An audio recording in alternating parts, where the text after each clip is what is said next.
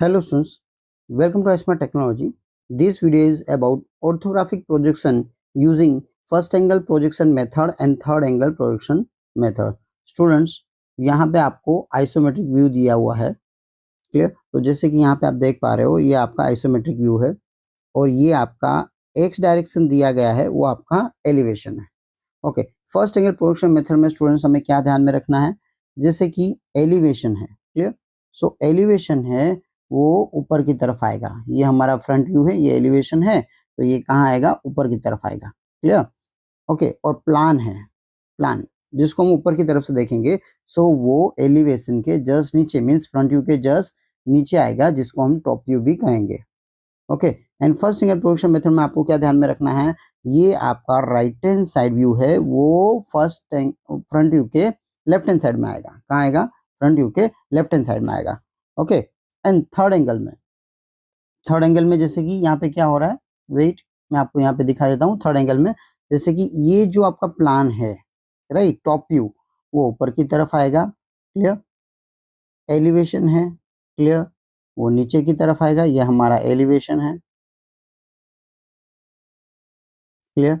And right hand side view है, वो elevation के राइट हैंड साइड में आएगा। तो दोनों में डिफरेंस क्या है, राइट, कि फर्स्ट एंगल प्रोजेक्शन मेथड में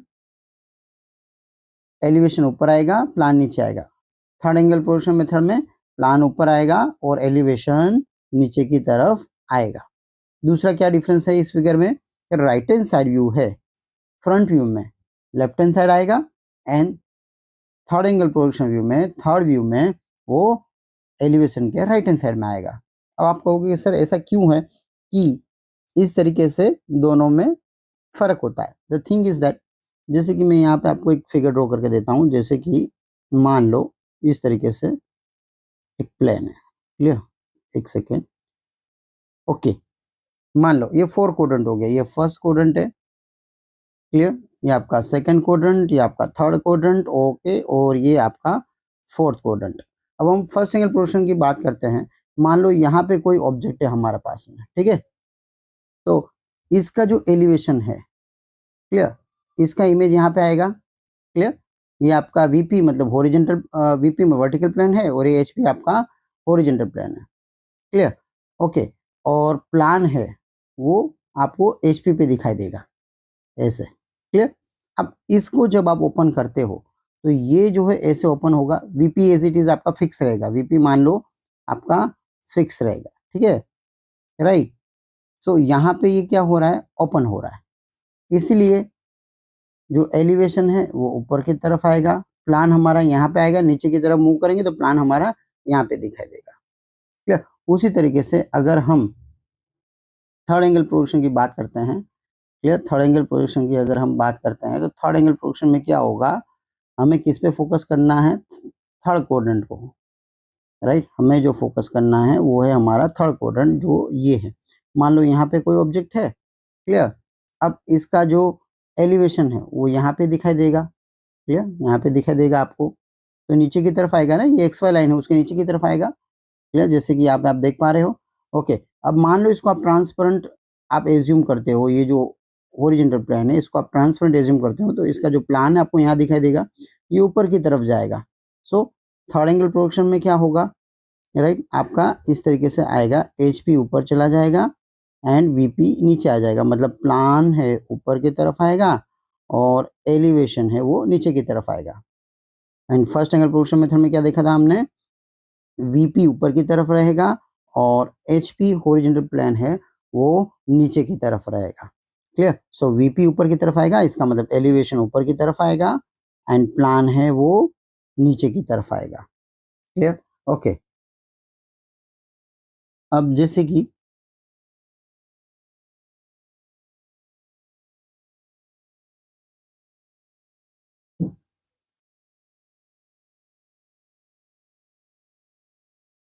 ओके, नाउ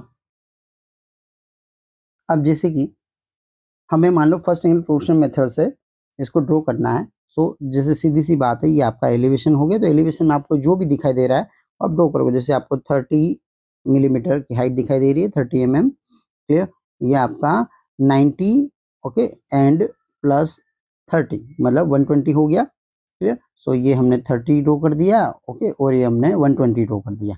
कैसे पता चला 120? क्योंकि यहाँ पे 90 मेंशन किया हुआ है। ओके, और ये जो लाइन है यहाँ से आप देखोगे तो ये जो रेडियस दिया गया है वो 30 है। Clear.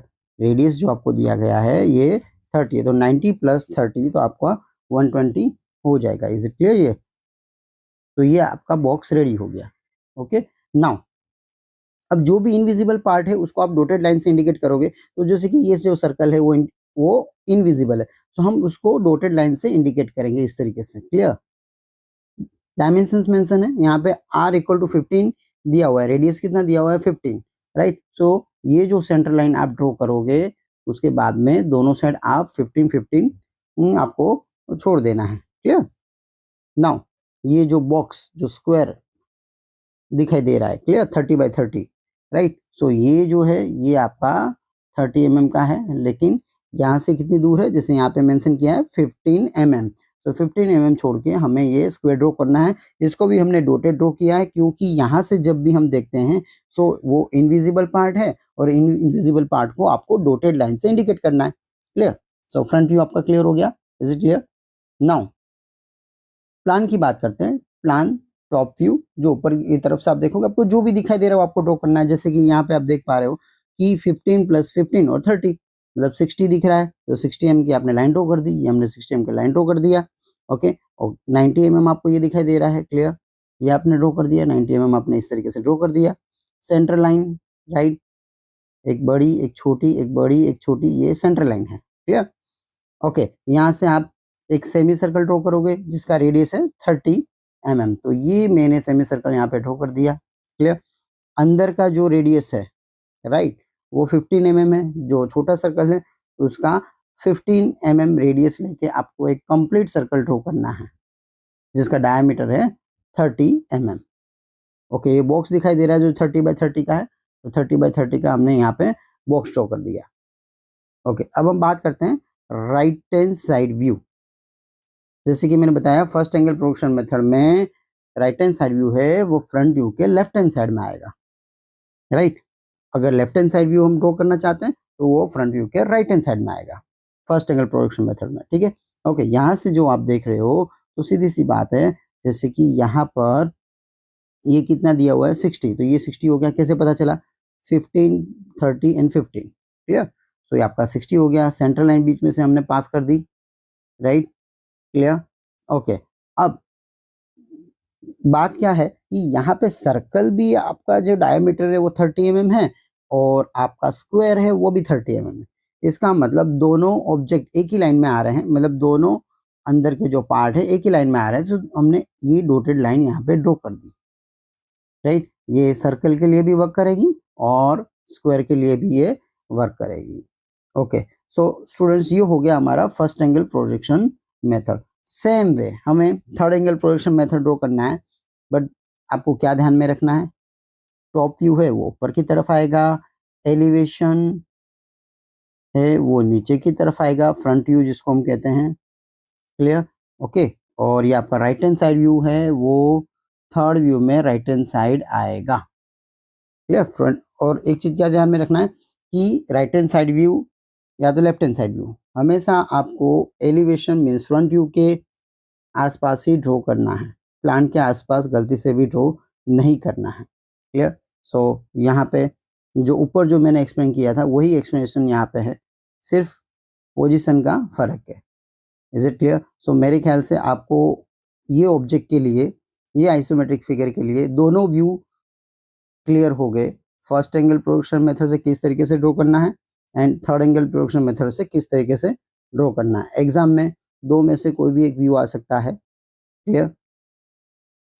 Thanks for watching video. Have a nice day.